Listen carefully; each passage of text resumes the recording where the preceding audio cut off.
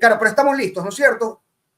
Ya, está conmigo la cara bastante en la plataforma. Yo les decía, es muy importante hablar hoy y hablar durante todo este mes de violencia de género. Tenemos que hacer conciencia de lo que pasa en España. Tenemos que hacer conciencia de que muchas veces nuestras propias actitudes, el espacio en el que nos desenvolvemos, las dinámicas en las que se desenvuelven los grupos humanos, aún contienen una alta carga de violencia que debemos aprender a identificar y debemos aprender a ir desechando también de nuestros propios comportamientos, que en ocasiones en lo colectivo son muy distintos que en lo individual.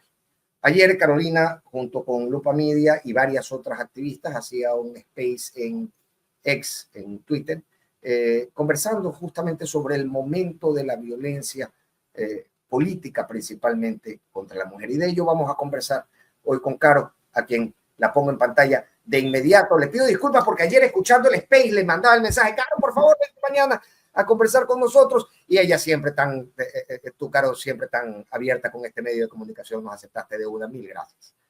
No, genial, qué gusto poder estar aquí, Fernando, y un saludo a toda la audiencia de La Contra. También es un gusto siempre venir a conversar, que tenemos buenas pláticas. Oye, Caro, hacíamos, sí, a mí me encanta charlar contigo, y justamente por lo aterrizada que es, que son tus criterios, pero adicionalmente cuánto nos invita tu medio, tu proyecto de Lupa Media a aterrizarnos a nosotros, que estamos tan dados a ser consumidos por la vorágine de la información todos los días. Claro, hablemos de este space, porque mientras yo lo escuchaba me planteaba una serie de preguntas, y es, una de ellas es, me da la impresión de que en esta campaña, en esta última campaña en la que todavía está en vigencia, los asuntos que normalmente o las agendas que normalmente han sido empujadas por las agrupaciones de mujeres y feministas no han tenido el espacio que han tenido en las campañas anteriores. Y me planteaba la pregunta de por qué.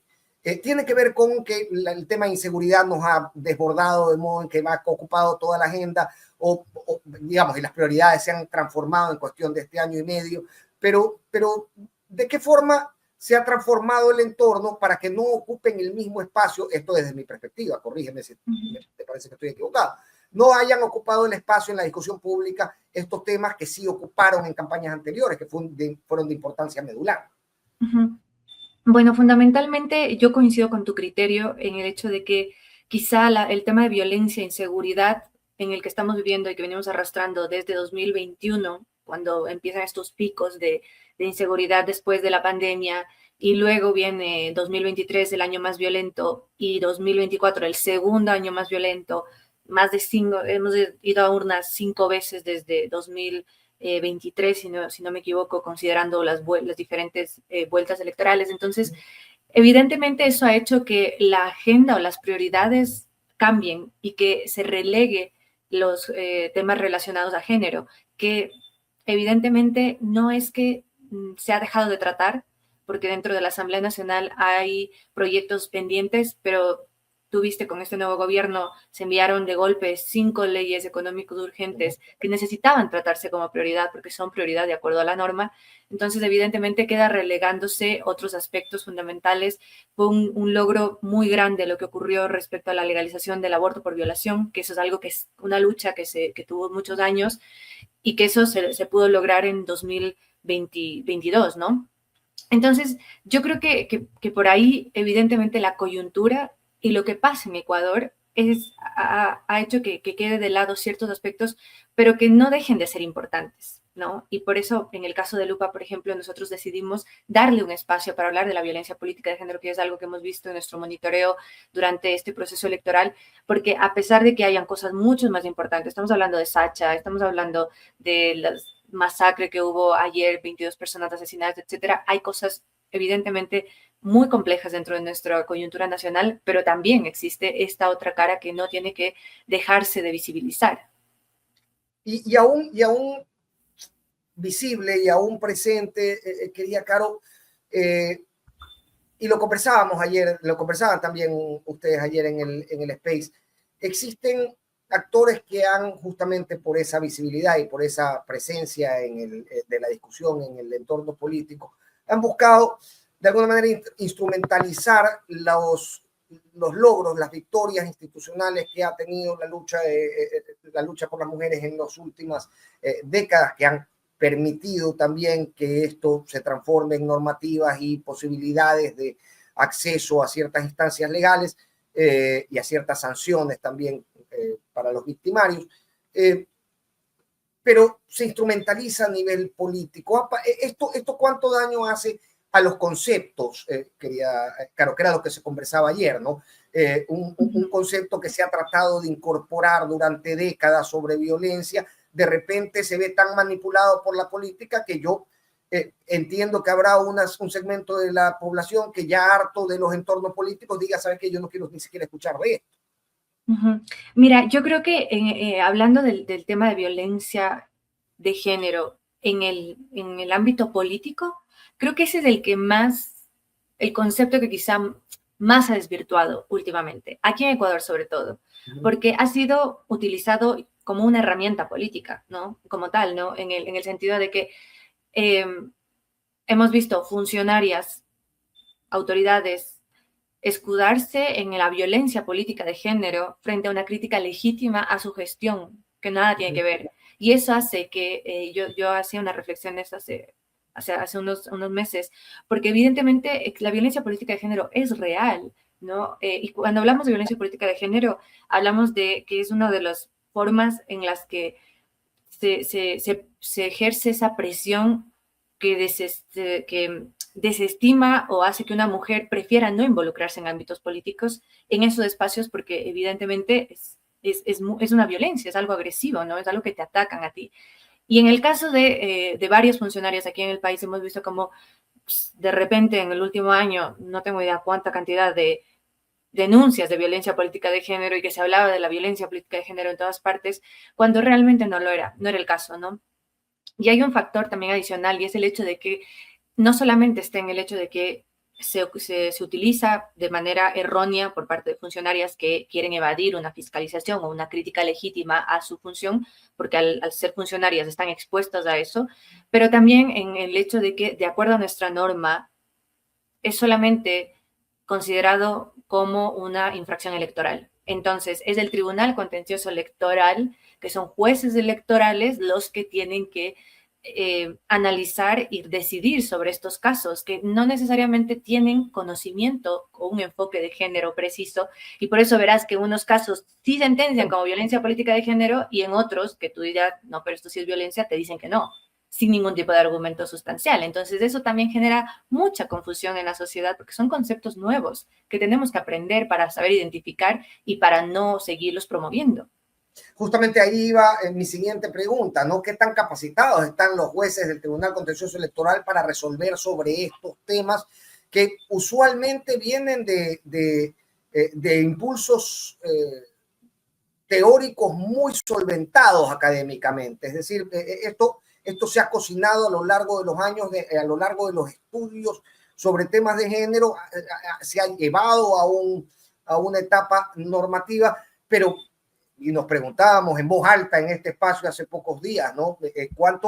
¿Cuánta capacitación habría recibido? Disculpa que ponga un nombre, pero en realidad es solo para hacer un ejemplo, el juez Guillermo Ortega sobre violencia política de género, cuando su capacitación principal debería estar al menos en el ámbito electoral. ¿Cómo se puede identificar qué es y qué no es violencia política de género ya desde el juzgador? Porque digamos que cualquier político puede ir a la ventanilla y presentar una denuncia y si se encuentra con alguien que conoce el tema y le dice, óigame señora, no les puedo aceptar esta denuncia porque no constituye violencia política de género. El asunto es qué tan capacitados están esos que tienen que admitir o no estas denuncias.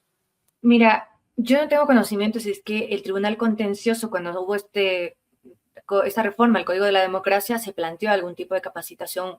Asumo que sí, pero lo que sí te puedo decir es que en general, en el sistema de justicia de Ecuador, hablando, por ejemplo, de la violencia de género en general, no existen, no están capacitados. De esto eso ha sido una de las grandes demandas, ¿no? El hecho de que existen revictimización a las víctimas, siempre que se hacen tratamientos en temas de género, enfocados en temas de género, o procesos enfocados en temas de género.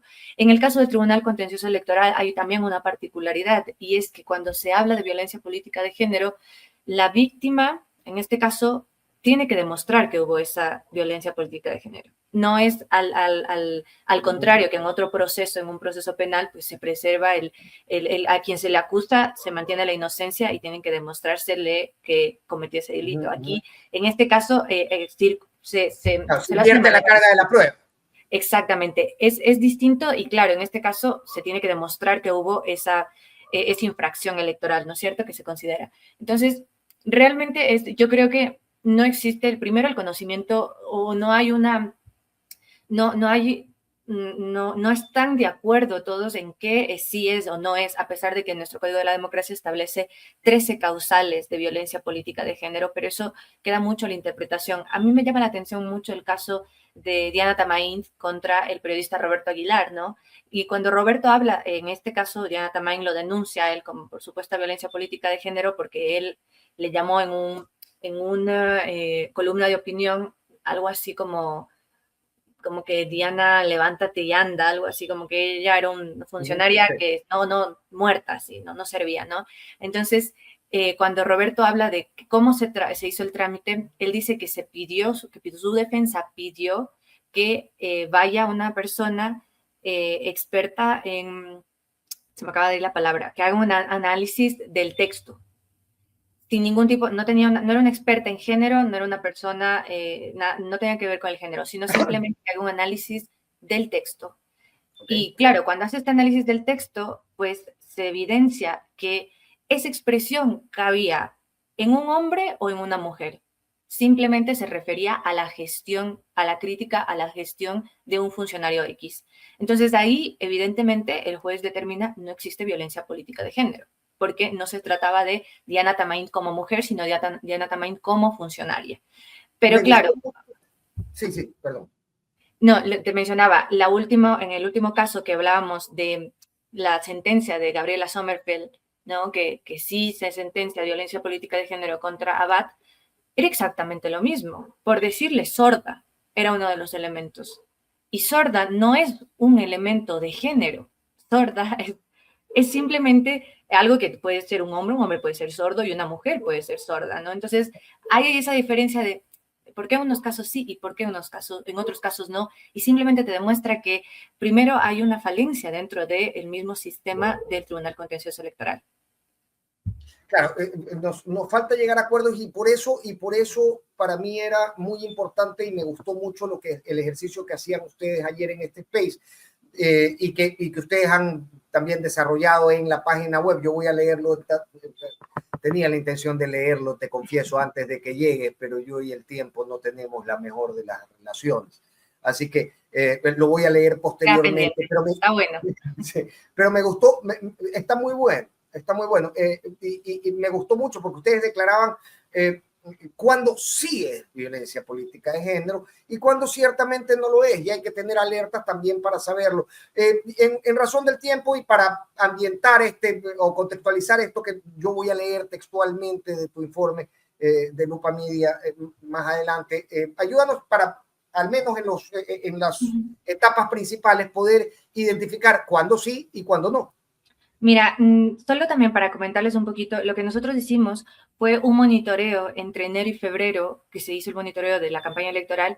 Identificamos tipos de violencia política de género en el ámbito digital. Nosotros encontramos 16 contenidos que estaban relacionados a funcionarias, candidatas y líderes de opinión, ¿no? Y en este caso, justamente este cuadrito que tú lo tienes, es uno de los explicamos desde el inicio, porque para nosotros también cuando planteamos este tema fue súper, entre nosotros no nos ponemos de acuerdo, ¿no? Cuándo sí, cuándo no, pero haciendo un análisis de esto y de acuerdo a la normativa internacional que existe, se considera violencia política de género en aspectos como cuando son ataques sexistas, amenazas, acosos, exclusión o invisibilización, desinformación y mensajes de odio. ¿Y por qué es esto? Es porque no necesariamente te tienen que decir, oye, eres tonta, tú funcionaria eres tonta para considerarse un ataque, pero sí el hecho de que te excluyan, el hecho de que no te den los recursos.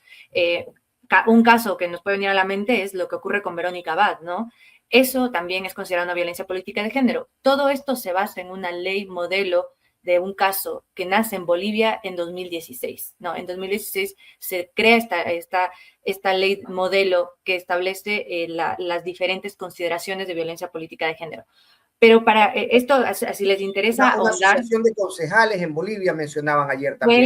el caso de una concejala que empezó justamente por exclusión, después fueron ataques, amenazas y terminó en su muerte, en un asesinato, ¿no? Entonces, porque la violencia política de género es escalable, como toda la violencia. No solamente se queda en el hecho de que a una funcionaria X se le diga, vete a la cocina, ¿no? Que puede pasar y que pasa mucho en redes sociales. De hecho, eso fue una de las cosas que a nosotros nos motivó a hacer este análisis porque vemos muchísima violencia que quizá está exacerbada también por el contexto de violencia que vivimos en Ecuador. Pasó a ser uno de los países más violentos del mundo y no solamente es porque te matan en la calle, sino es porque como sociedad estamos mucho más polarizados, mucho más a la defensiva, mucho menos tolerables y las amenazas, las palabras que se utilizan también en redes sociales son bastante violentas, ¿no? Entonces, otro de los aspectos que nosotros analizábamos aquí y que yo creo que es la verdad la parte más básica quizá, es de preguntarnos si es que ese mismo epíteto cabría en un hombre, ¿no? A un hombre no le van a decir que no sirve para nada que se vaya a la cocina. Eso es algo que es un estereotipo de género. Y entonces, si a una funcionaria se lo dice así, ya sabes que es violencia política de género, ¿no? A un hombre no le van a decir o le van a cuestionar que si está viajando, ¿dónde ha dejado los hijos? Porque eso no pasa, ¿no? A un hombre, de hecho, es raro que eso nunca lo van a cuestionar. Entonces, yo creo que ese también tiene que ser para nosotros un análisis de decir, ok, si yo le estoy diciendo o si yo quiero criticar a esta autoridad, mujer, le estoy criticando por su físico, porque si no, qué gorda o qué alta, qué flaca, qué no sé qué, también eso cabe en un hombre. No, a un hombre, ahorita justo escuchaba un podcast en el que hacía un comentario, a un hombre nunca le van a decir que se le vio mal la corbata, pero a la mujer sí le van a decir qué grande el escote, ¿no? Oye, mira, curiosamente tengo un loquito en redes que hasta hoy recuerda alguna cosa de cuando yo estaba en Gama hace 10 años y me lanza, es que tú tenías el saco sucio, de verdad, o sea, Mira, sí, salías con el saco sucio. Pero esto abona a lo que decías, ¿no? El enardecimiento del discurso contra el otro, contra el que se cree contrario. Y ahí va un poco la consulta ahora, cómo establecer términos que de nuevo vienen trabajados desde el estudio, desde lo académico, desde lo colectivo, además de las distintas agrupaciones que se dedican a esto, a instalar un concepto en la sociedad, en una sociedad completamente partida a la mitad, donde todos están dispuestos a atacar de la forma más baja al otro. ¿Cómo podemos conseguir que estos conceptos se establezcan como un espacio neutral de esta locura, de esta demencia que nos envuelve? mira, eso es tan complejo en el momento que nosotros estamos viviendo, porque la gente, sobre todo la gente que tiene un fanatismo, porque no es ya un tema de simpatía política, sino ya se convierte como en un fanatismo, está dispuesto a aceptar ataques contra la otra persona o la otra funcionaria o candidata que no va con mi tendencia. Entonces, yo lo valido, lo acepto e incluso yo lo promuevo. Pero claro, si se trata de la mía, entonces ahí sí no la pueden tocar. Entonces, el hecho es que como sociedad, y aquí yo creo que es muy importante, a mí la verdad es que me genera mucha hasta tristeza, ¿no? Que vemos nuestros líderes políticos, gente de mucha influencia, que se ataca, que se atacan entre ellos.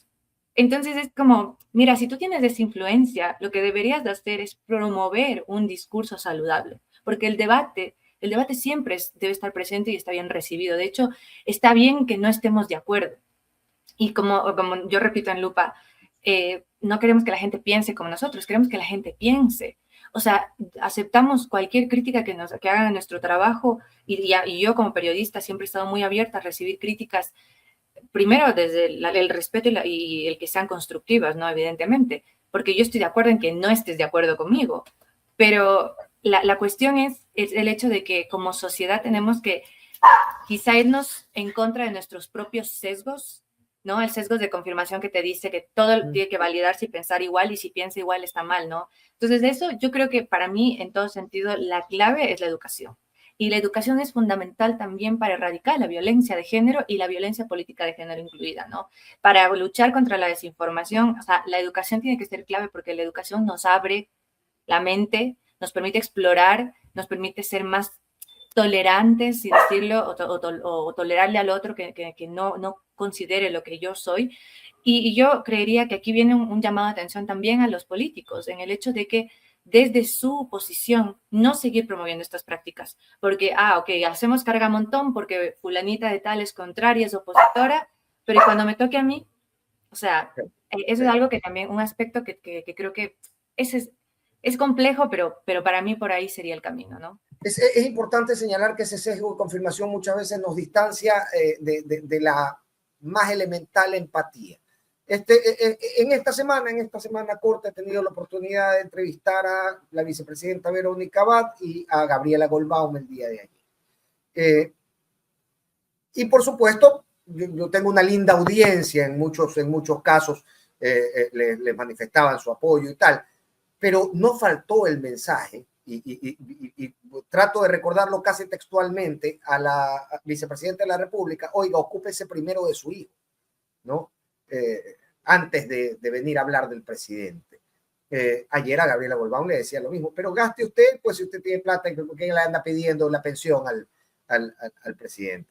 Entonces, esa desconexión con el sentido de empatía que nos conecta, valga la redundancia, con el otro se va perdiendo, y son ruidosas para comprender conceptos, quiero decir, ¿no? Existen y son ruidosas no solamente para el ciudadano común, lo es también para nosotros, para los medios, querida Caro. ¿Cómo identificar? Y es una pregunta que yo creo que ya la conversamos en algún momento. ¿Cómo identificar cuando se nos quiere colocar en las agendas informativas señalamientos por violencia política que no lo son, o se quiere minimizar aquellos señalamientos que al final sí tienen un trasfondo de violencia política de género? Mira, yo creo que ahí también, ahí creo que tiene que ver mucho el enfoque y la línea editorial que podamos tener como medios de comunicación, ¿no? Porque claro, siempre vamos a saber, la agenda setting también es algo real, ¿no? Es algo que existe, no solamente es la teoría comunicacional, es algo que existe, y entonces evidentemente hay poderes que intentan establecer este tipo de agenda, ¿no? Ese tipo de agenda. Entonces, yo creo que depende mucho. En el caso, por ejemplo, de nosotros, como evaluamos en Lupa, tiene que ver, aparte de los criterios que tenemos en el caso cuando se trata de temas de verificación, tenemos una metodología muy establecida, pero también lo que nosotros hacemos, el análisis, y eso ya es, como te digo, un enfoque muy de casa adentro. Siempre consideramos como no solamente hacer periodismo de verificación, sino periodismo de servicio, que sea útil y que vaya más allá de la agenda, que no podemos excluirnos de la coyuntura, porque la coyuntura es importante, la coyuntura es de lo que se puede estar hablando, pero también somos realistas en decir que sabemos que no todo el mundo habla de eso, ¿no? Entonces, creo que es importante desde nuestros espacios.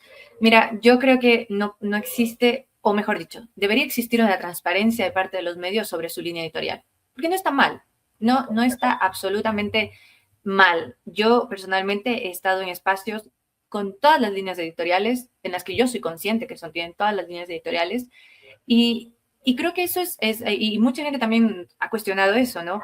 Pero en nuestro caso particular, por ejemplo, nosotros mantenemos una línea partidista porque eso nos exige el ser una organización de verificación, pero el tener transparencia, ¿no? Es importante, porque así la gente sabe, mira, si yo estoy leyendo esto y veo el enfoque de cómo lo están redactando, ya sé por qué, ¿no? Porque pertenecen a esta línea editorial. Entonces, para tener una dieta informativa saludable, voy a leer algo del otro lado, si es que quiero. Eso sería lo óptimo. Hay gente que simplemente solo quiere escuchar y reafirmar lo que cree y se queda con uno solo, lo cual tampoco es correcto.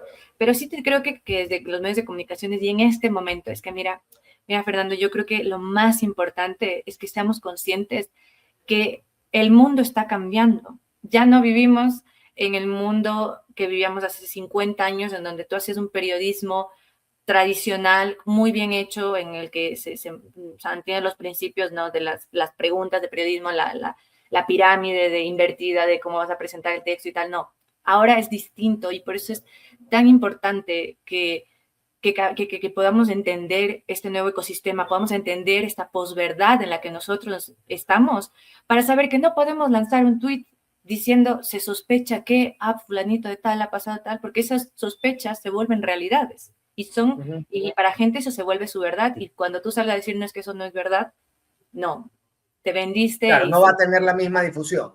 Exactamente. Y esa es la responsabilidad que nosotros tenemos también desde los medios de comunicaciones, que incluye la promoción del tema de la violencia política de género. Correcto. Oye, y la proliferación de estos medios que se venden como medios de información, pero son más bien medios de militancias políticas identificados con uno u otro partido, afecta también la comprensión de la ciudadanía en esto. O sea, es decir, la parte nuevamente a la mitad les pone camisetas y lo que es contra los míos es muy malo, lo que es contra los otros está muy bueno. Totalmente. Mira, incluso es que estos plataformas, medios o como tal, que tú no sabes que de dónde salieron, pero que están ahí, que tienen miles de seguidores, son los principales promotores y difusores de la violencia política de género. En el análisis y el monitoreo que nosotros realizábamos, veíamos, ¿no? Justamente por el mismo hecho de la difusión y porque incluso ahora la falta de políticas de moderación dentro de las plataformas hace que se pueda pautar desinformación, y como tú estás pagando, pues la plataforma nunca te lo va a bajar.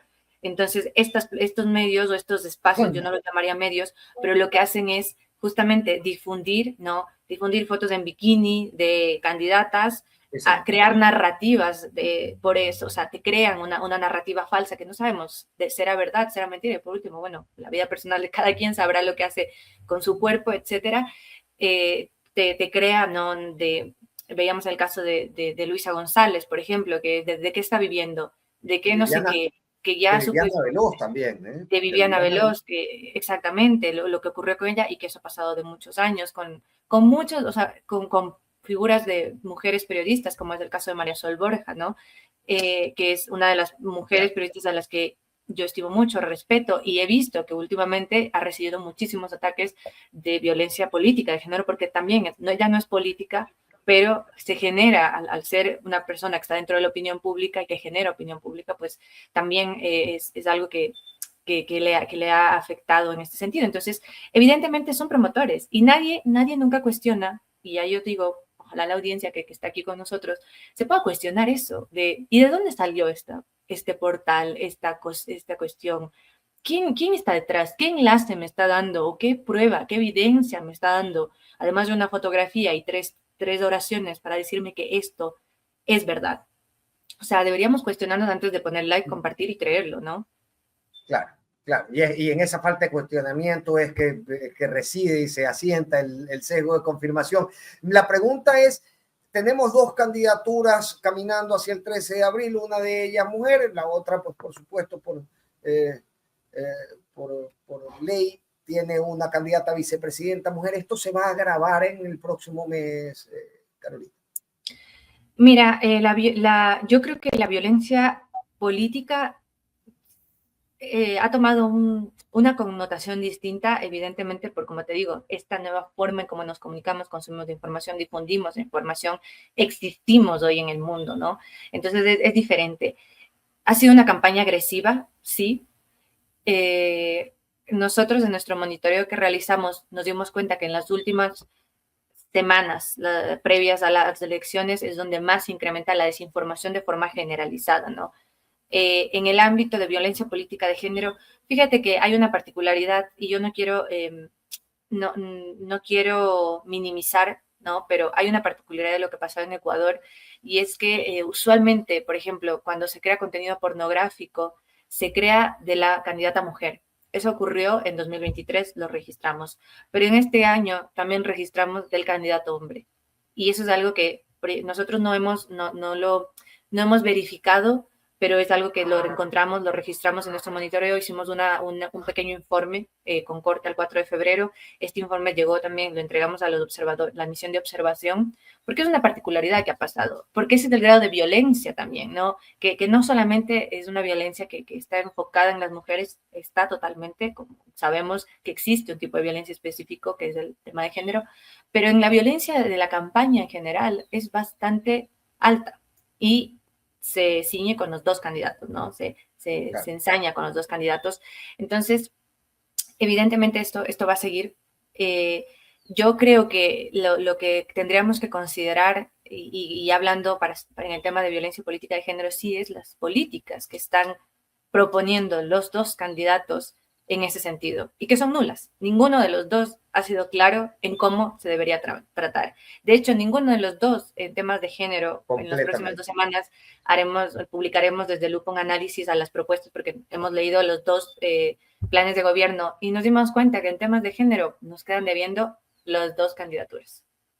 ¿Y cómo se explica desde el lado de Luisa González? ¿Se explica desde su conservadurismo personal, digamos, a nivel de su visión religiosa y etcétera, que no lo haya incorporado con fuerza, ni siquiera ha intentado apropiárselo para hacer de ella una fortaleza electoral siendo mujer? A mí me ha extrañado esto antes, analizando a la candidata. ¿Cómo se explicaría la ausencia de temas de género en la identidad política de Luisa González?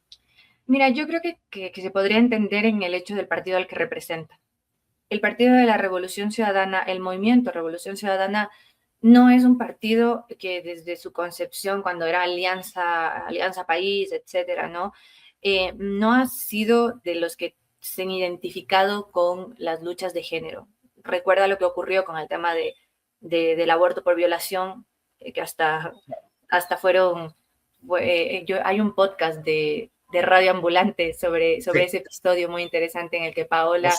eran Rosana Alvarado, Paola Pavón y una tercera castigada, sí, que no me acuerdo. No recuerdo el nombre. Bueno, Paola Pavón habla, ¿no?, de lo que ocurrió en ese momento. Es muy interesante porque, claro, tener que pedir disculpas públicas al máximo líder. Entonces, eso yo creo que, a pesar de que quizá también hay un cambio dentro de la Revolución Ciudadana con esta nueva candidatura a mujer, pero no ha llegado a ser, quizá te digo, como mujer, no podemos identificarnos como la mujer feminista, no vemos esa figura en Luisa González, y analizando también su plan de gobierno, evidentemente ahí yo te podré decir, nos quedan debiendo.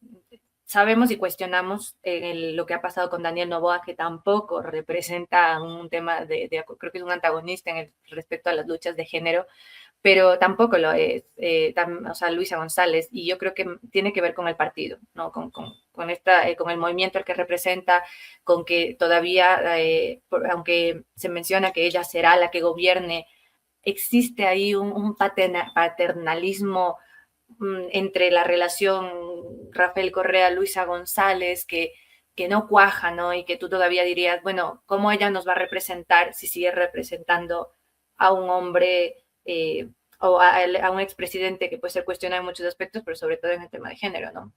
Oye, mira qué linda propuesta nos hacen en la caja de comentarios. Nos dice, y esto me lleva también a lo que conversaba ayer con Gabriela Goldbaum, ¿no? Yo le decía, mira, le señalaba, por ejemplo, el tema de la vicepresidenta o el tema de la exministra Arro, y Gabriela me decía, sí, pero también, claro, lo decía contextualizado en esta charla, ¿no? Pero decía, sí, pero también es el gobierno que mayor paridad de género tiene en el gabinete, al menos así se lo ha vendido. Ahora también me dicen en la caja de comentarios, oiga, podría ser cierto lo que dice Carolina, pero también quien insertó la paridad de género en las candidaturas fue el gobierno de Rafael Correa. Esto parece un péndulo, Carolina, donde no se asientan en una posición, pero uno le puede identificar también que digamos, de alguna manera tienen presente la obligatoriedad de ir incorporando estas dinámicas. Sí, pero mira, yo te puedo decir, yo cubrí la asamblea por muchos años, y cuando se hacen estas reformas al Código de la Democracia, También es porque se realizó en un periodo determinado, es que hubo una promoción desde el Ejecutivo, ¿no? Por ejemplo, Ujú. el aborto por violación se aprueba en el gobierno de Guillermo Lasso, no lo promovió. De hecho, su veto fue súper controversial. Entonces, por más que quedará escrito en la historia que se aprobó durante su periodo de gobierno, no significa nada. No significa nada personal, es una opinión muy personal. Para mí no significa nada el hecho de que haya en este caso, la mayor número de ministras, porque lo que tiene que evaluarse es más que existan figuras mujeres, es cuál es la calidad, cómo se les está permitiendo la toma de decisiones a esas ministras, si es que están actuando de forma autónoma, si es que tienen todos los recursos, si es que, o sea, eso creo que la calidad de esa gestión es la que debería nosotros decirnos, no, mira, sí, hubo 50 ministras y todos tuvieron las mismas condiciones, todos tuvieron el mismo derecho a voto, yo qué sé, o recursos y así, ¿no? Porque si no, luego simplemente esto es un saludo a la bandera.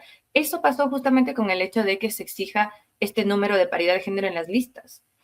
A última hora, los partidos políticos no es que se han enfocado en trabajar para promover candidaturas mujeres fuertes. No, lo que a última hora es a ver a quién les pongo, le pongo porque tengo que ponerle en la lista y si no, no puedo inscribirla. Entonces, eso tampoco es correcto. Esto es muy cierto, Caro, porque al final del día también las instituciones políticas, los partidos políticos tienen algo de responsabilidad en esto. En un escenario donde tienes candidatos sin partido, partidos sin candidatos y todos en busca de novio o novia en los meses previos a la elección, es difícil poder pensar en una institución política con estamentos y espacios para la discusión de estos temas y el establecimiento de identidades políticas respecto de estos temas. O sea, totalmente. Imagínate que, de hecho, pues los partidos políticos, ¿no?, establecidos, ellos tienen un fondo estatal, ellos sí reciben un fondo estatal, que la mayoría de ese fondo tiene que estar destinado a la capacitación, ¿no? A la capacitación de una escuela, a la capacitación para formar perfiles, porque la política no es improvisación. De hecho, yo también soy de las personas que cree que aquel político que se presenta diciendo que no es político, pues, ¿qué está haciendo ahí? Porque no necesitamos, como sociedad necesitamos políticos formados, estadistas, ¿no es cierto? Y eso implica en la preparación que tenga los mismos movimientos de sus instituciones, y no ha habido. O sea, yo recuerdo haber visto algo en algún momento, hace años atrás, cuando Vilma Andrade estaba de presidenta del Partido de Izquierda Democrática, que es un buen partido, ya ven cómo ha terminado, no ha servido de mucho. Por ahí Movimiento Revolución Ciudadana también tiene como una escuela de formación, pero en realidad todos están obligados a tenerla. Todos están obligados, todos deberían hacer ese su rol y deberían formar mujeres políticas, ¿no? No a última hora, como la última rueda del coche, tratar de buscar a ciertos perfiles solo porque tengo que llenar unos espacios, ¿no? O sea, yo creo que aquí tiene que ver también la meritocracia. Y yo sé que esto, la intención que hubo cuando se aprobó en la reforma del Código de la Democracia, era justamente que fomentar la participación política, que tanto nos cuesta los espacios, porque si a los hombres, y lo digo en general, o mejor dicho, si se habría quedado la norma como tal, seguramente no habría representatividad de mujeres dentro de la Asamblea Nacional, ¿no? Porque tenemos que ser conscientes que vivimos en una sociedad ecuatoriana específicamente conservadora que tiene un componente patriarcal machista todavía muy fuerte y no necesitas ser feminista, no necesitas considerarte en un tipo para darte cuenta. Eso es algo que es evidente y ocurre en Latinoamérica en general y en Europa. Quizá habrá pocos países que se hayan ganado esas luchas y que ya haya unas sociedades en las que naturalmente existe esa equidad. Entonces, esa fue la intención, fue una buena intención, pero a la práctica lamentablemente tampoco ha servido de mucho. Oye, pero es cierto que, digamos, hay algo que hemos podido extraer, que hemos podido cosechar de esa intención. Mientras te escuchaba hablar, pensaba en que la mayor parte de los asambleístas que el día de hoy yo puedo decir, oye, ¿qué nivel tiene? Realmente da gusto ver el nivel de esos asambleístas. Creo que en esta conformación legislativa son mujeres. Y inmediatamente pensaba en las conformaciones legislativas que yo recuerdo de los 80 y de los 90 y trataba de rescatar el nombre de alguna mujer conformando parte importante, medular de ese pleno. En algún momento me saltó el nombre de Cecilia Calderón de Castro. Sobre el final de los 2000, la señora, en un remuévase la fruta de la asamblea, terminó presidiéndola la señora González.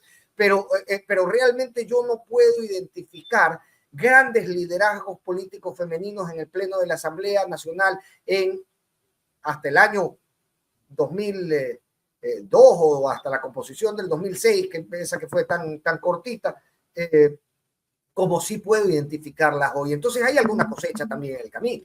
Es que totalmente, y hay, o sea, porque eso ha sido luchas constantes, ¿no? Yo recuerdo escuchar muchas historias cuando estábamos en la asamblea, ¿no? Que nos decía cómo funcionaba la asamblea cuando era congreso, que incluso hacían hasta muy tarde los plenos y luego traían ahí damas de compañía, porque, bueno, había una mujer y todos eran hombres, entonces funcionaba distinto. Y claro, evidentemente yo, toda mi conciencia cubriendo la asamblea, yo he visto grandes asambleístas, grandes figuras legislativas, también muchas cuestionables, pero sí mujeres muy fuertes y muy representativas también en la política, ¿no? Y claro, para mí eso ya resulta muy natural, evidentemente, y eso es lo que tú dices, lo que se ha cosechado, son las luchas. Ahora, el camino, todavía falta muchas cosas más para seguir, porque se presentan ahora desafíos como este que hablamos, la violencia política de género en el ámbito digital. No tiene, no tiene misericordia con las mujeres. Y es a las mujeres de las que más se ensaña, y por eso es un problema que ahora justo nosotros decidimos abordarlo, y en este caso tú también has decidido hacerlo porque es un tema, o sea, no tiene el mismo grado de violencia política contra un hombre, no existe, pero sí existe contra las mujeres que decidieron quizá en este espacio, pues, no sé, decidir ser políticas, y claro, se les cuestiona por todo, ¿no? Claro. Bien, Caro, mi agradecimiento siempre. La espera de verdad es que estos esfuerzos que ustedes hacen desde Lupa Media, como el Space de ayer, encuentre oídos también en quienes tenemos que de alguna manera desayunarnos de la sociedad en la que vivimos y dejar esta abstracción que nos separa de la empatía y del otro cada vez con más distancia y con más fuerza. Muchísimas gracias a ti, Fernando, por considerar este tema, por darme este espacio también para conversar, y sobre todo porque desde Lupa tenemos un compromiso que, más allá del tema de la lucha contra la desinformación, que tiene una relación directa con las diferentes desinformaciones de género y este tipo de violencia, pero también es que creemos que el camino es la educación, y que como sociedad tenemos que educarnos más. Por eso promovemos también mucho la educación mediática, el permitir espacios para debatir, para no estar de acuerdo, pero que eso no signifique que tengamos que agredirnos, que tengamos que violentarnos, y mucho menos en un momento como el que estamos viviendo ahora, que ya es suficiente con la violencia que vemos en las calles día a día. No necesitamos más. Y creo que eso está en manos de nosotros como ciudadanos, como usuarios de redes sociales, ser responsables. Si yo no estoy de acuerdo, está bien estar de acuerdo, pero moderémonos en la forma en cómo expresamos eso. Un abrazo, Caro. Muchas gracias por estar en la conversación. Que estén muy bien. Gracias. Igualmente. Bien. Caro Basante, representante y titular de Lupa Media, que ayer, como les decía, planteaba varios elementos que yo creo que son tremendamente valiosos.